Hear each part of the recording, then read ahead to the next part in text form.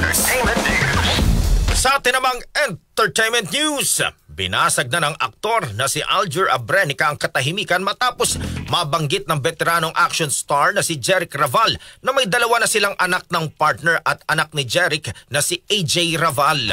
Say ni Aljur, naiintindihan niya ang intensyon ni Jeric bilang ama kung saan nakikita nito ang makabubuti para sa lahat. Pero ayon sa aktor, hindi pa siya handa at komportable na pag-usapan ito sa ngayon.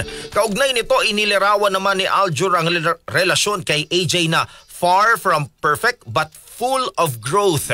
Patungkol naman sa relasyon niya sa dating partner na si Kylie Padilla, on good terms naman sila at patuloy lamang ang co-parenting kina Alas Joaquin at Axel Romeo habang gumugulong ang annulment process.